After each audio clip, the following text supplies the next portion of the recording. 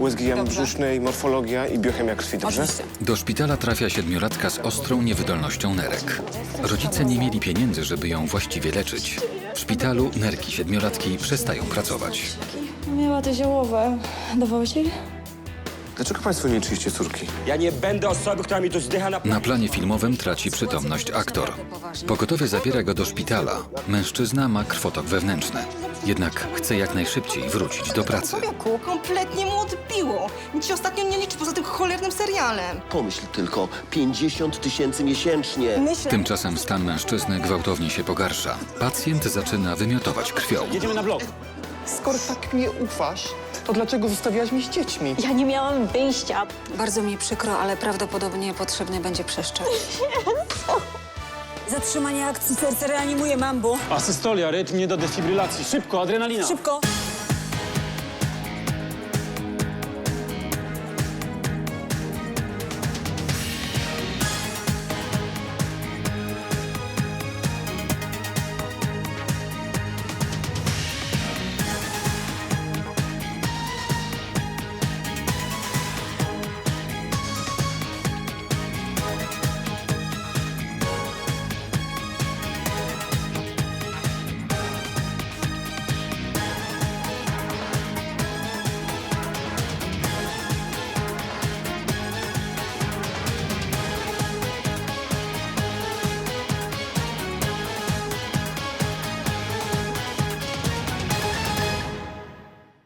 Proszę, niech sobie teraz pani tutaj usiądzie i zaczeka na wypis, dobrze? Proszę sobie usiąść. W szpitalnym oddziale ratunkowym zaczyna się popołudniowy dyżur.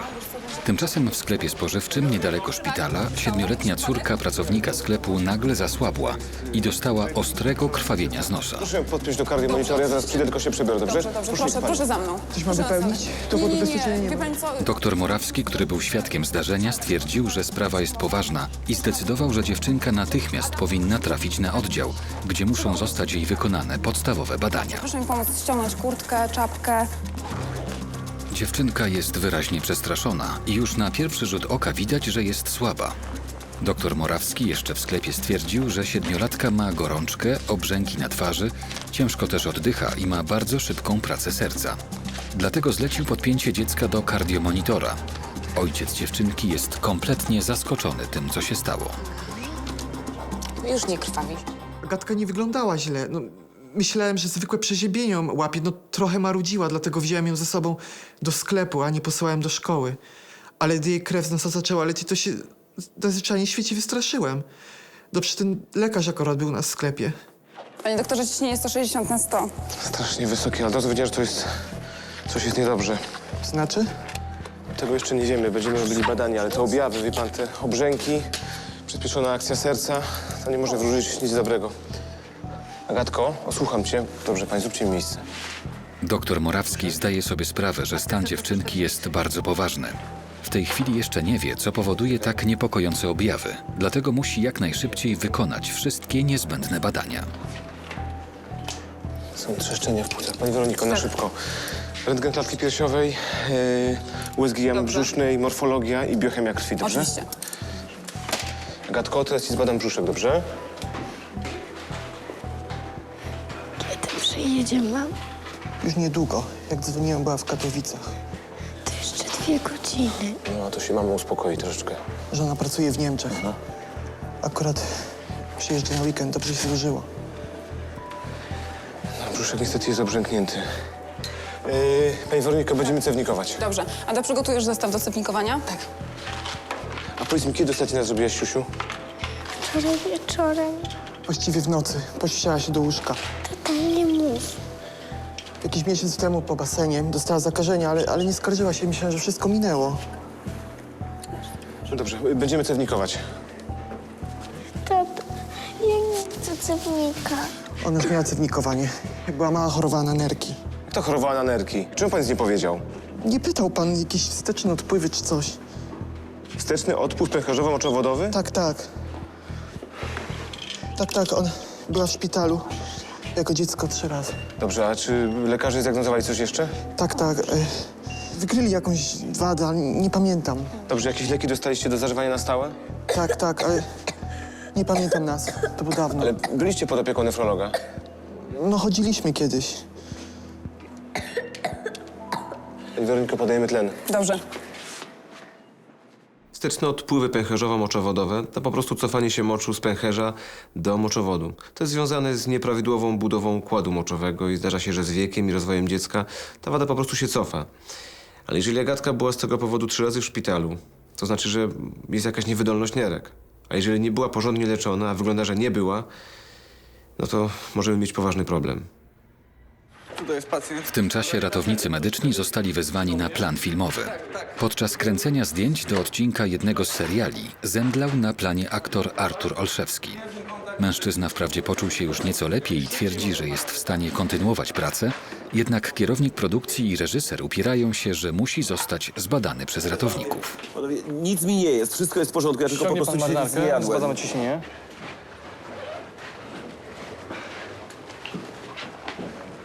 Ale to co z nim będzie? Ja mam jutro 9 scen, make-up jest na 6:30 i co, mi te sceny spadną? On będzie w stanie zagrać, czy Ja nie? będę jutro na planie, wrócę Ale do domu, nie pana odpocznę, pytam, tak? wyśpię się, wszystko będzie dobrze.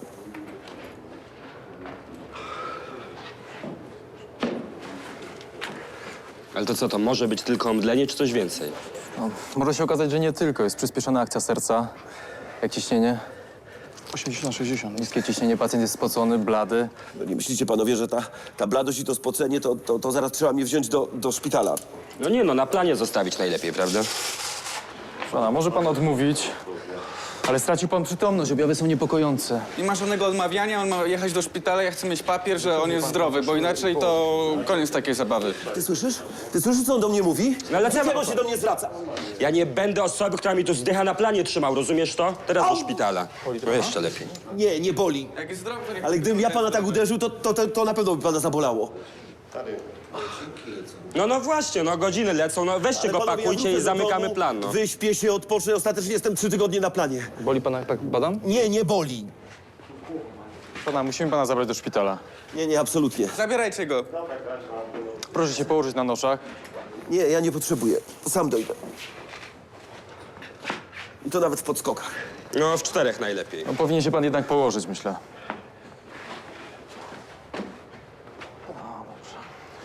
Dobra, Robert, to poprowadź pana w takim razie. Idziemy. Pacjentce doktora Morawskiego został założony już cewnik. Tymczasem lekarz dostał informację, że na oddział przyjechała karetka z nowym pacjentem. Dlatego też prosi ojca dziewczynki o opuszczenie sali segregacji. Nowym pacjentem na oddziale jest zabrany z planu filmowego aktor, którym zajmować się będzie doktor Anna Nowicka. Pędził co sił konia, bym przywiązał, żeby być tutaj prędzej.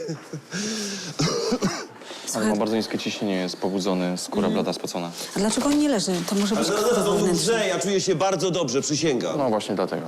Proszę zdjąć płaszcz i marynarkę. Rozpuść marynarkę, koszulę, zmierzymy ciśnienie. Ale już mierzono mi ciśnienie w karetce, tak. Ja wiem, mam niskie, ale wie pani co, ja potrzebuję zaświadczenie do pracy, że wszystko będzie dobrze. Ja mogę się nawet pani odwdzięczyć biletami do teatru. Co pani na to? Dziękuję, nie trzeba. Ja niczego panu nie wypiszę, dopóki pana nie zbadam. No to ja nie pozwolę się zbadać, dopóki pani mi tego nie wypisze. Czyli rozumiem, że kończy pan to przedstawienie, tak? I teraz wypisuje się pan na własne żądanie, bo ja naprawdę nie mam czasu tutaj na gierki jakiekolwiek z panem. Proszę pani, ja naprawdę bardzo potrzebuję tego zaświadczenia. Dobrze, w takim razie proszę się zachowywać normalnie, tak? Dobrze. Pierwszy raz pan zemdlał? Pierwszy. I ostatni, przysięgam. Dobrze, i tego życzę. A leczy się pan na coś? Nie. Ciśnienie, proszę o cierpliwość. Chwileczkę. Tak.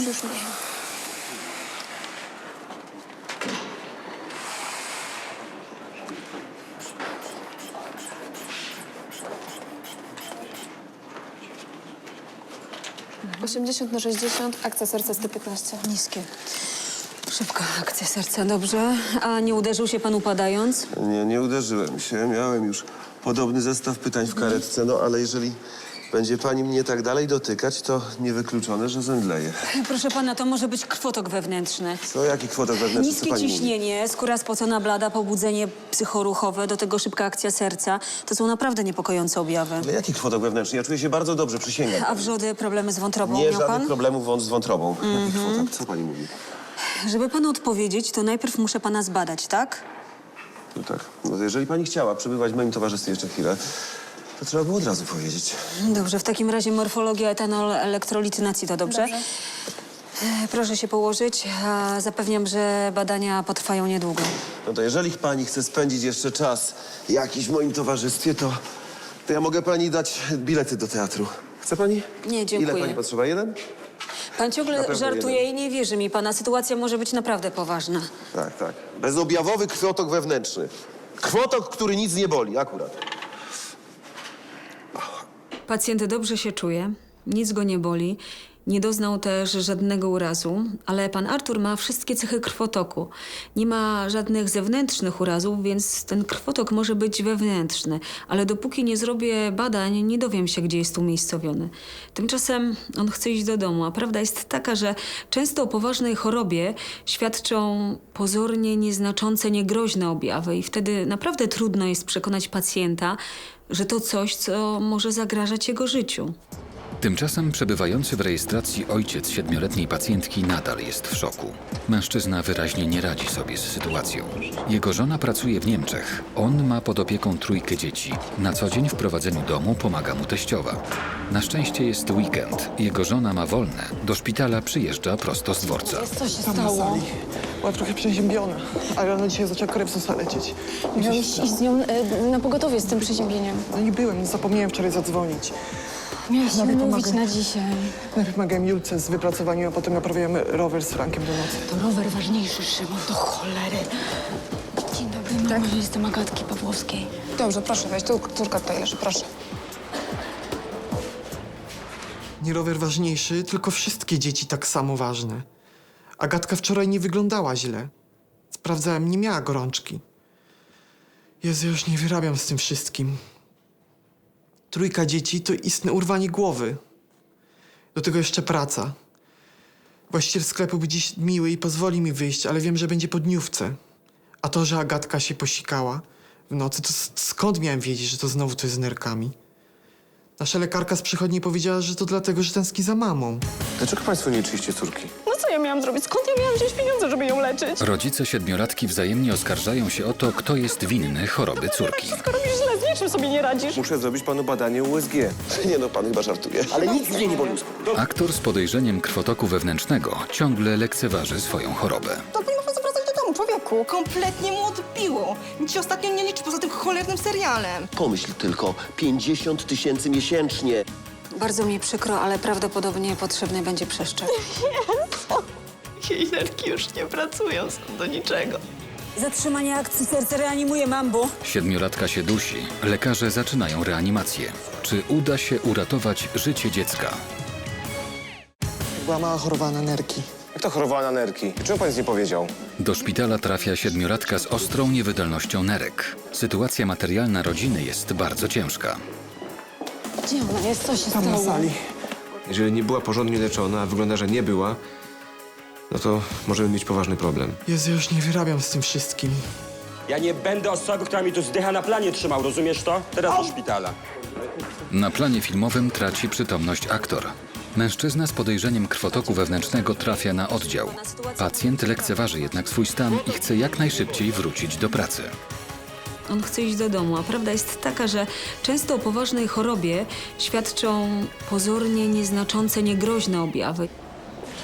W tym momencie do szpitala dociera żona aktora Artura Olszewskiego. Pani szuka mojego męża, Artur Olszewski. Przywieźli go tutaj? Tak, przywieźli. Jest na sali segregacji. Tam pani dopyta pielęgniarek.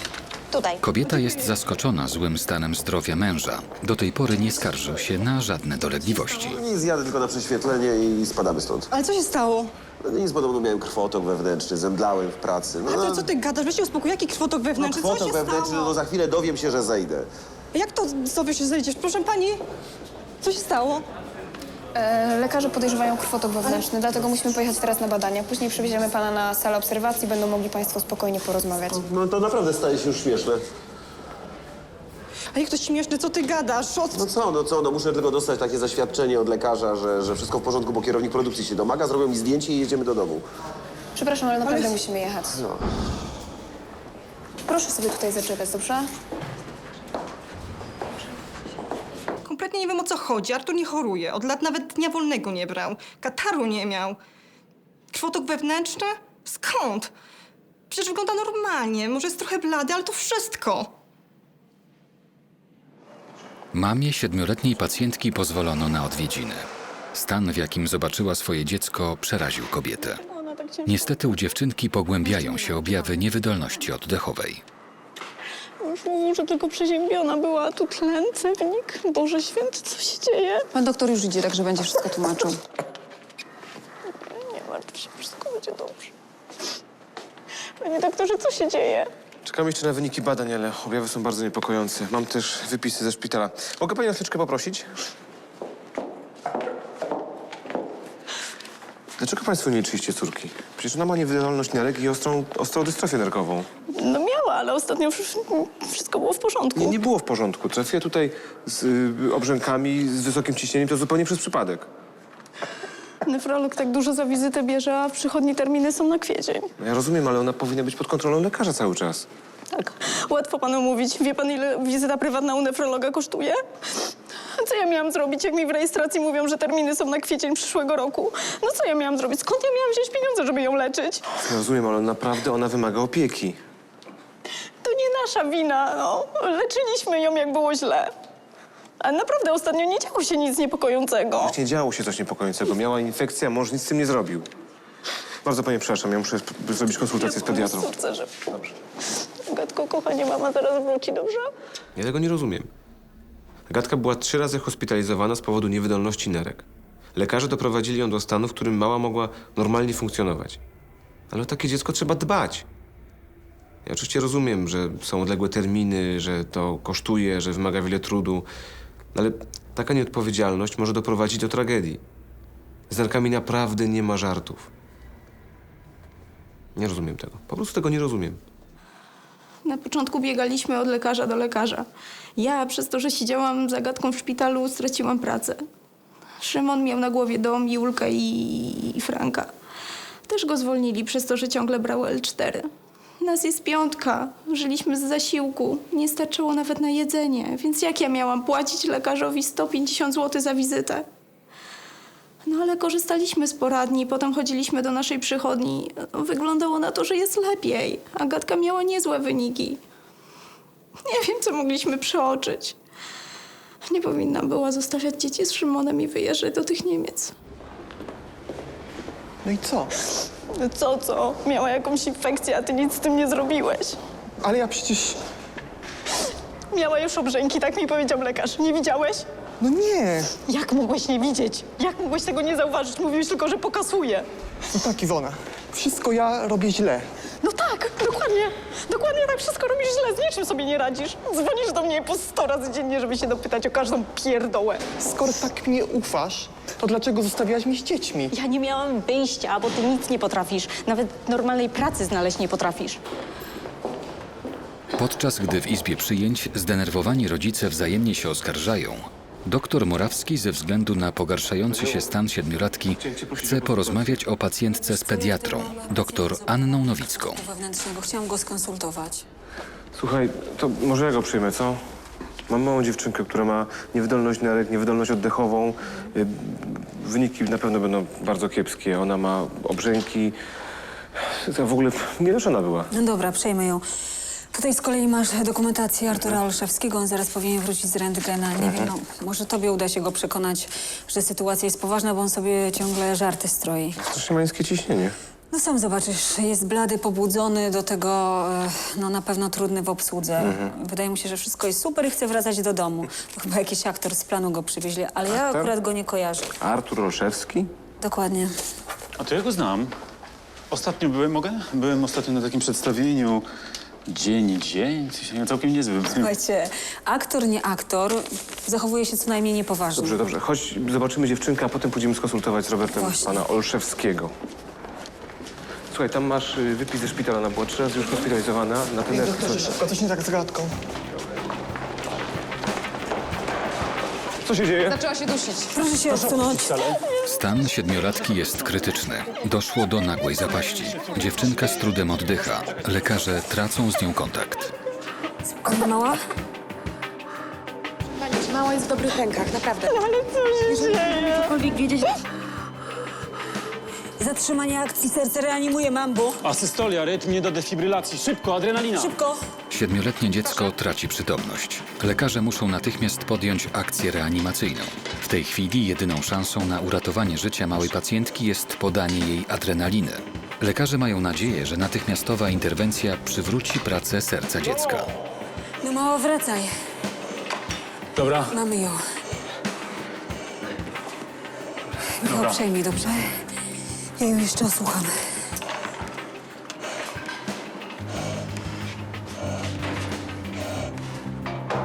Jak? Oddycha samodzielnie, dobrze Jedziemy jest. na OJOM.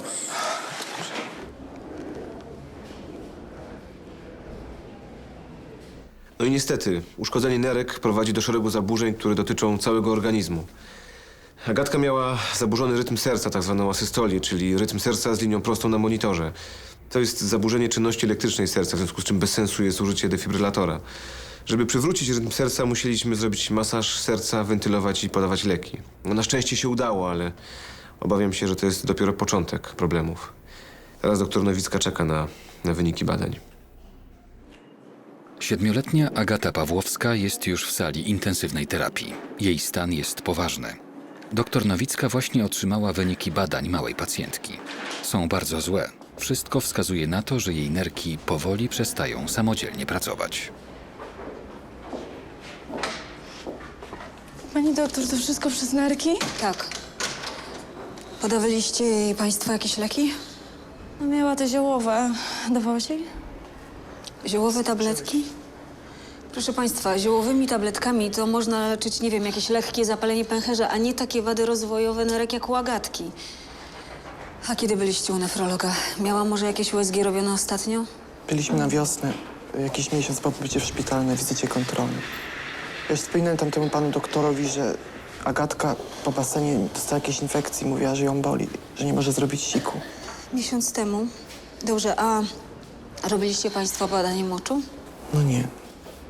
Ale ja byłam 2 razy od tamtego czasu, pani doktor. Naprawdę, gdybyśmy wiedzieli, że coś się dzieje. Ale działo się, ona miała infekcję po basenie nieleczoną od miesiąca. Przy jej historii choroby, no to niedopuszczalne. Nie wiem, być może potrzebna będzie dializa. Wyniki, które otrzymałam, są naprawdę fatalne. Zobaczymy jeszcze oczywiście, jak ona zareaguje na leki. Za kilka godzin przeniosę ją na oddział i na razie będzie musiała zostać u nas. A możemy do niej wejść? Nie, przykro mi, to jest sala intensywnej terapii. W tej chwili dziewczynka musi być pod stałym nadzorem lekarza. Gdyby doszło do sytuacji, że jej nerki przestaną pracować, pacjentka musi być natychmiast dializowana. Za szybko widzisz? Macha do ciebie. Takie sytuacje są najbardziej stresujące. Tego wszystkiego, co teraz dzieje się z Agatką, można było uniknąć. Dziecko jest przewlekle chore, a rodzice wmówili sobie, że tak nie jest i bagatelizowali objawy. A teraz czekamy. Jeżeli wyniki się pogorszą, wyniki małe się pogorszą, to będziemy musieli rozpocząć dializę otrzewnową, żeby oczyścić krew ze szkodliwych produktów metabolizmu. W przeciwnym wypadku dojdzie do ciężkiej mocznicy i zagrożenia życia dziecka. Artur, poczekaj jeszcze. Tymczasem aktor z podejrzeniem krwotoku wewnętrznego został przeniesiony na salę obserwacji. Mężczyzna jest bardzo zdenerwowany. Uważa, że nic mu nie jest i zamierza opuścić szpital. Proszę się nie unosić i zaczekać na lekarza. Bardzo pana proszę. Proszę leżeć. Powinien pan leżeć. O, dzień dobry, pojawili się panowie. Artur! Co Artur, co Artur? Tak, za chwilę przyjdzie koleżanka, prawda? Świtezianka wyłoni się z nad brzegów jeziora i będzie musiała złożyć jakiś podpis, prawda? Na moim wypisie. Skończył pan? Tak. Świetnie. Doktor Michał Morawski, chcieliśmy się razem z panem doktorem zająć panem. Proszę pana, mamy wyniki pańskiego rentgena. No to co z tego? To z tego, że muszę panu zrobić jeszcze badanie USG. Że co? Że muszę zrobić panu badanie USG. Nie no, pan chyba żartuje. Proszę pana, nie jest pan jedynym pacjentem na tym oddziale. Kiedy panu się wydawało, że nic się nie dzieje, my czekaliśmy na pańskie wyniki badań, które nie są dobre, są niepokojące. Ma pan ewidentne cechy krwotoku wewnętrznego. Czy dociera to do pana? To jest naprawdę poważna sprawa. Musi pan się poddać leczeniu. Proszę pana, proszę powiedzieć, czy leczył się pan ostatnio na chorobę wrzodową? Nie. A jakieś niepokojące objawy, czy pan zauważył? Zmęczenie, osłabienie, bóle brzucha? Przecież Nie. ostatnio mówiłeś, że jest zmęczony ciągle. Bolał się brzuch, marudziłeś, że Ale boli ja cię mówiłem, brzuch. że catering nie jest najlepszy. No to nie jest restauracja 5-gwiazdkowa. Mówiłeś, że nie czujesz się Ale nic dobrze. mnie nie boli. Dobrze, dobrze, świetnie. Proszę się rozebrać, zdjąć marynarkę, położyć i rozpiąć koszulę. Na chwileczkę panią przeproszę, zrobimy mężowi badanie USG, dobrze? Pani Iwonko, proszę maszynę przyprowadzić. Krwotok wewnętrzny? Zawsze myślałam, że jak jest jakieś wewnętrzne krwawienie, to musi bardzo boleć. Artura teraz na pewno nic nie boli. Już sama nawet zastanawiałam się, czy jest sens, abyśmy tutaj dalej czekali. Taka poważna sprawa. W tej chwili dr Morawski wykonuje pacjentowi badanie USG, które ma pokazać, gdzie doszło do krwawienia. Nie ma. Tutaj też nie. Zobacz, tu nie ma żadnych cech wolnego płynu w jamie otrzewnej. A może by tak bardziej zrozumiale, co? Nie ma pan krwawienia. Zbadamy pana per rectum, dobrze? Przez odbyt. Nie, no panowie chyba żartują, żadnego, nie. Absolutnie. Michał, proponuję gastroskopię. Nie, gastroskopii też nie. Ja nie będę łykał żadnej rury. Ja jutro mam przedstawienie i na pewno będę miał chrypkę, absolutnie. Proszę pana, jutro z całą pewnością nie będzie pan grał. Jak pan zrozumie, to jest bardzo poważna sprawa. Ma pan krwotok wewnętrzny. Musimy szybko ustalić, skąd jest to krwawienie, żeby szybko wdrożyć leczenie. No to dobrze, no. No to zróbmy tę gastroskopię. Chciałbym porozmawiać z żoną, mogę? Oczywiście. Mogę panią prosić? Co się dzieje? Słuchaj. Ja naprawdę dobrze się czuję. Artur, Ale po prostu ja jutro muszę być na tym planie. nawet ci nie waż. Myślę, że stąd wyjdziesz teraz. Zostajesz i zrobisz wszystko, co ci każą lekarze, albo nie można wracać do domu, człowieku. Co ty sobie wyobrażasz? Słyszałeś, co ci lekarz powiedział. Panie To jest Arturze... ważne. Tak, przepraszam. Na pana miejscu posłuchałbym żony. Naprawdę.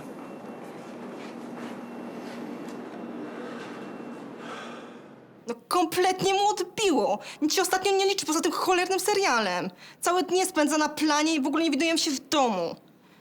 No dobra, na początku cieszyłam się, że dostał tę rolę. Artur jest naprawdę świetnym aktorem. Ale też zawsze wiedział, co jest dla niego ważne, a teraz... Ma takie złe wyniki. Lekarze mówią, że sytuacja jest poważna. On tylko i wyłącznie o tym cholernym serialu. W gabinecie zabiegowym kończy się właśnie gastroskopia, którą wykonał pacjentowi dr Szewczyk. Dzięki badaniu lekarze wiedzą już, dlaczego u mężczyzny doszło do krwotoku wewnętrznego. Pana, kończymy badanie. Może być nieprzyjemne uczucie przy wyciąganiu sondy. Okazało się, że pacjent ma wrzody, a jeden z nich musiał pęknąć. Zróbmy powtórną morfologię za godzinę. Zobaczymy. Okej.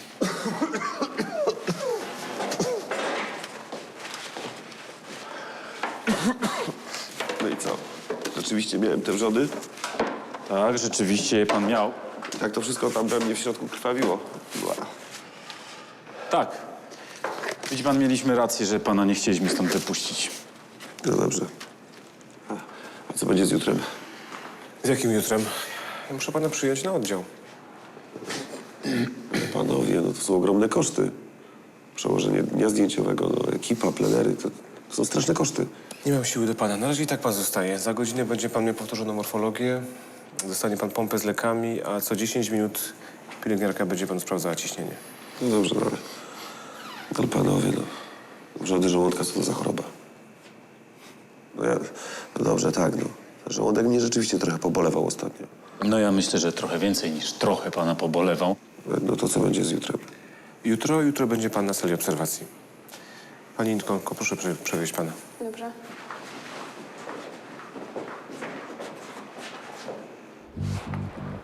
Pod salą intensywnej terapii do zrozpaczonych rodziców 7-letniej Agatki powoli dociera, że w związku z chorobą córki ich życie będzie musiało się całkowicie zmienić. To ty powinnaś zostać z dziećmi, nie ja. Ja nie potrafię się nimi zająć. Nieprawda, dobrze się nimi zajmujesz, naprawdę, no. Ja też widziałam, że z Agatką dzieje się coś niedobrego, ale oczywiście nie miałam czasu, żeby gdzieś z nią pójść. No to co ważniejsze, ona czy kasa? Jak my przeżyjemy bez pieniędzy? Ja chcę być w Niemczech. Codziennie się martwię o to, jak wy sobie radzicie, co wy robicie beze mnie. Ja też nie chcę, żebyś tam była. Jak długo czegoś szukałeś? Rok? Za moją pensję jakoś żyjemy. Iwona za opiekę nad starszą panią dostaje prawie 5000. Ja na budowie w Niemczech zarobię połowę mniej. Poza tym ona zna język. No ja nie. Ona ciągle tam czegoś szuka dla mnie, ale jak tylko mówi, że mamy 3 dzieci, to wszyscy się nagle wycofują. Ja tu mam stały etat. I to jest ważne, bo gdy Agatka była mała, to ciągle była w szpitalu. A my potrzebowaliśmy ubezpieczenia. Wszystko jest do dupy. A jeśli Agatce coś się stanie, to... W sali obserwacji pielęgniarka pobiera krew aktorowi Arturowi Olszewskiemu. Wyniki morfologii pokażą, czy udało się całkowicie zatrzymać krwawienie wewnętrzne. Tymczasem mężczyzna nadal jest przekonany, że następnego dnia wróci do pracy.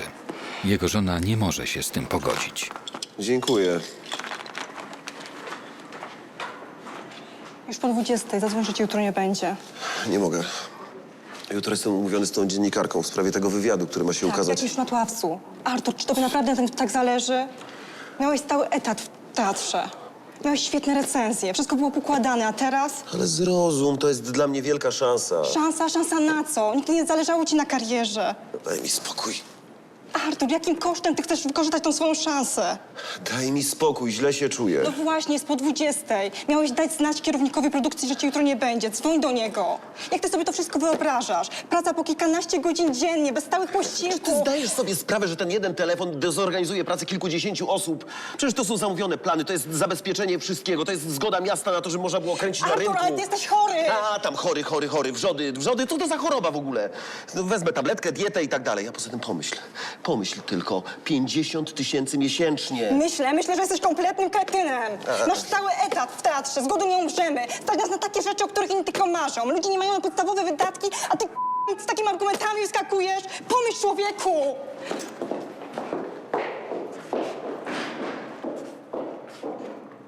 Doktor Nowicka otrzymała ze szpitala dziecięcego historię choroby Agatki Pawłowskiej i omawia ją z ordynatorem oddziału. Dziewczynka cały czas znajduje się w sali intensywnej terapii. Wyniki jej ostatnich badań są bardzo złe. Wszystko wskazuje na to, że nerki dziewczynki nie pracują. Pani doktor, Agatka Pawłowska gorzej się poczuła. Spadła filtracja kompuszkowa. Słuchaj, trzeba ją dializować, to natychmiast.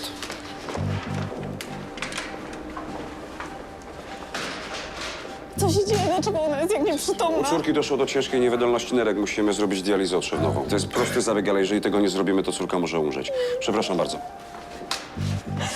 Może słyszałeś? Proszę Państwa, badania pokazały, że jej nerki przestały pracować i niestety tego obawialiśmy się od początku. Ale tak szybko? Jeszcze kilka godzin temu nie była w takim stanie. No tak, ale ona ma chore nerki. Jej stan tak naprawdę pogarszał się z każdą chwilą. Zresztą sam pan widział, że jeszcze kilka godzin temu nie miała niewydolności oddechowej, a potem musieliśmy podłączyć jej tlen. No niestety tak to jest z nerkami. Ale co dalej? Bardzo mi przykro, ale prawdopodobnie potrzebny będzie przeszczep. Jezu! Przeszczep. Jezu, co mi tam robią? Lekarze mówią, że już nie mogą dłużej czekać, muszą od razu jej założyć ten pewnik. Jej nerki już nie pracują, są do niczego. Ja nie wiem, jak my mogliśmy to przeoczyć i nie zauważyć, nie zrobić jej badań. Ja tego nie wytrzymam. Co mam ci powiedzieć, jak przeżyłem za 1200 zł? Ja nie wiem. Nie krzycz, nie chodziło mi o... Nerki 7-letniej pacjentki przestały pracować. Dziecko może umrzeć. Lekarze muszą natychmiast interweniować. Panie doktorze, to jest tak z mężem! Mimo podawania leków stan aktora się pogarsza. Następuje kolejny krwotok. Mężczyzna zaczyna wymiotować krwią. Konieczna jest natychmiastowa operacja. Muszę to jakoś zatrzymać, przecież on wymiotował krwią. Cały był we krwi. Jakiś koszmar. Nie mam do ciebie pretensji, Szymon. Aby 7-latka mogła normalnie żyć, potrzebny jest przeszczep nerek. Czy któreś z rodziców będzie mogło zostać dawcą? Zostaje czekać. Tam na tej liście jest około 1500 osób. Ja nie będę osobą, która mi tu zdycha na planie. Na planie filmowym podczas kręcenia zdjęć do jednego z seriali traci przytomność aktor. Pacjent lekceważy swój stan i chce jak najszybciej wrócić do pracy. Krwotok wewnętrzny? Zawsze myślałam, że jak jest jakieś wewnętrzne krwawienie, to musi bardzo boleć. Myślę, że jesteś kompletnym kretynem. Jak była mała choroba na nerki. Jak to chorowała na nerki? Czemu pan nic nie powiedział? Na oddział trafia 7-latka z niewydolnością nerek. Jej matka pracuje zarobkowo w Niemczech.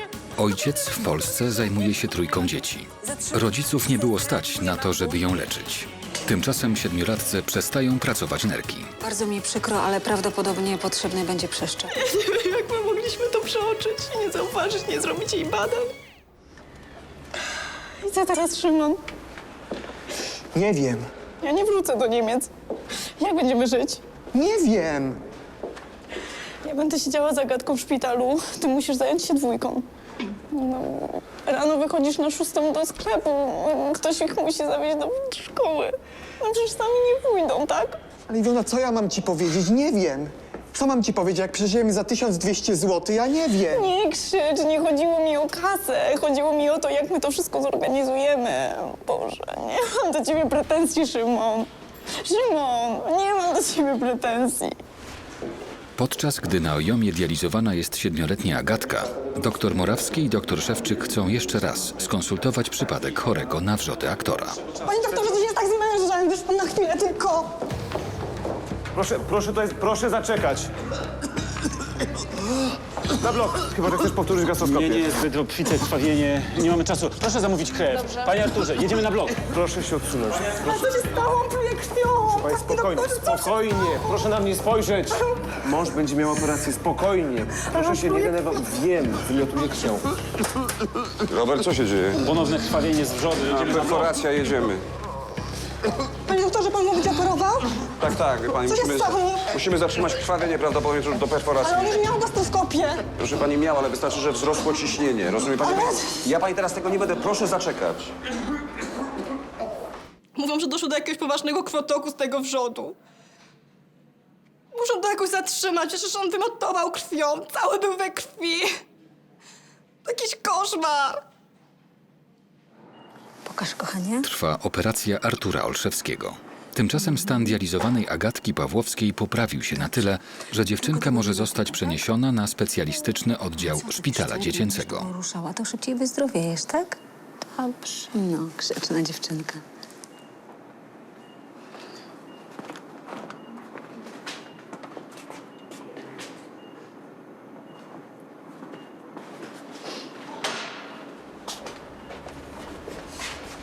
Jest troszkę lepiej, proszę się uspokoić. Pani doktor, co możemy zrobić? Tak naprawdę to wszystko powiedzą państwo teraz już w szpitalu, a my możemy wpisać córkę na krajową listę osób oczekujących na przeszczep. Skontaktujemy się z Poltransplantem. No i co, pozostaje czekać. Tam na tej liście jest około 1500 osób. Jest. A nie może od nas wziąć tej energii? Przecież może od nas, prawda? Oczywiście, możecie państwo zrobić badania, które stwierdzą, czy któreś z państwa nadaje się jako dawca energii dla córki, oczywiście. Ale teraz jej stan jest stabilny i myślę, że dzięki dializom opanujemy sytuację. Nic jej nie grozi, naprawdę. Dziękujemy. Przepraszam, muszę przygotować dokumenty Agatki do wypisu. Słuchaj, może któryś z nas będzie mogło. Może się uda. Może się uda. Ale ty wiesz, co to znaczy? Ja bym musiała wrócić na stałe. Ty byś się musiał zwolnić i nie będzie ubezpieczenia. Nie wiem, co zrobimy, nie wiem, jak to sobie wszystko poukładamy, ale bez względu na wszystko ona jest najważniejsza. Jeżeli tylko okaże się, że któryś z nas może być dawcą, to będzie dla nas największe szczęście. Nigdy sobie tego nie wybaczę. Tymczasem zakończyła się operacja Artura Olszewskiego. Na rozmowę z lekarzem czeka jego zaniepokojona żona. No, zatrzymaliśmy krwotok, uporałem się też z tym wrzodem, wie pani. Teraz przez 2-3 dni poleży na intensywnej terapii, potem przewieziemy go na oddział ogólny. Myślę, za 10 dni wypiszemy do domu, będziemy wrócić do teatru. To pan go zna? No, widywałem nieraz. Teraz będzie w serialu grał. No niestety nie oglądam seriali, ale może się skuszę. Ale panie doktorze, skąd to się w ogóle wzięło? Przecież on nie narzekał w ogóle na ból żołądka. Dziękuję bardzo. No, to znaczy, że mąż jest dobrym aktorem, skoro pani nie zauważyła. No, musiało go boleć. Zwłaszcza po posiłkach w nocy musiał mieć zgagi niestrawności. Widzi pani, choroba wrzodowa w takim zaawansowaniu jak u pani męża nie mogła przebiegać bez objawów. Teraz się wszystko skumulowało, wybuchło. Może miał jakąś sytuację stresową ostatnio. On zaczął grać w tym serialu. A, właśnie. Tak mu zależało na tej sławie. A wie pan, jak to jest? Grafik jest grafikiem, nie ma dyskusji, tempo. A co teraz? Co dalej? Jak ja mogę o niego dbać? Odpowiednia dieta i spokój, ale przede wszystkim spokój. No to będzie trudno. No to powodzenia życzę. Dziękuję bardzo. Do widzenia. Do widzenia. Iwona Pawłowska zrezygnowała z pracy w Niemczech. Większość czasu spędza w szpitalu. Rodzina boryka się z trudnościami finansowymi. Jednak najważniejsze dla nich jest to, że badania wykazały, iż Szymon Pawłowski może być dawcą nerki dla córeczki. Trwają już przygotowania do przeszczepu. A co wy tutaj czytacie? Jakieś zeszyty? Widzę, że chyba zaległości nadrabiamy ze szkoły, co? Chcecie się wracać do szkoły? Nie. Naprawdę? Dobrze ci tu u nas? Rozpoczęły się już wstępne badania do przeszczepu. Ja mogę być dawcą nerki. Jeśli przeszczep się przyjmie, to Agatka będzie zdrowa. No i to jest najważniejsze. Po 10 dniach od operacji Artur Olszewski został wypisany ze szpitala. Dalszą część leczenia mężczyzna może odbyć w domu. Jednak już teraz z niecierpliwością czeka, kiedy będzie mógł wreszcie wrócić na plan filmowy. Dziękuję bardzo. Dziękuję bardzo. To wszystko? Tak. Możemy iść? Dobra. Mogę zobaczyć? Okej, no to co? Na razie mam przerwę w zdjęciach, ale niedługo wracam. Okazało się, że nawet chorobę można wpasować w życie. Kiedyś wydawało mi się to niemożliwe, abym nie pojawił się na zdjęciach. Żołądek mnie bolał, a ja udawałem młodego Boga. W pewnym momencie trzeba zdać sobie sprawę, co jest ważne w życiu, a co nie. Nastolatka wzywa pogotowie do starszego mężczyzny, który zasłabł w centrum miasta. Jedyne co mówi to, że strasznie boli go ręka i wspomina o jakiejś niebieskiej sukience. Mężczyzna nie wie, kim jest. Jak się pan nazywa, proszę powiedzieć? No nie wiem, nie pamiętam teraz. Tak naprawdę nic o nim nie wiemy. Słucham panią? Policja i lekarze szukają jego bliskich, jednak nikt go nie rozpoznaje. Nie znam ciebie. Pamiętasz? Idź sobie. Pacjentką doktora Piotra jest kobieta, która przyjeżdża do szpitala po awanturze z mężem. Od kilku dni boli ją brzuch, nic nie je, wymiotuje, ale do lekarza sama przyjechać nie chciała. Przestań się czepiać moich dzieci, bo ty na razie nic nie zrobiłeś w tym kierunku, żeby być dla nich ojcem. Jak tak bardzo chce być naszym ojcem, to niech się zachowuje jak ojciec. Kobieta ma mieć operację. Jej córka oskarża ojczyma, że to przez niego matka trafiła do szpitala. Gdybyś się nie pojawił, nie byłoby takiego problemu. Jeszcze nie rozumiesz? Wyjdź stąd, wszystko przez ciebie!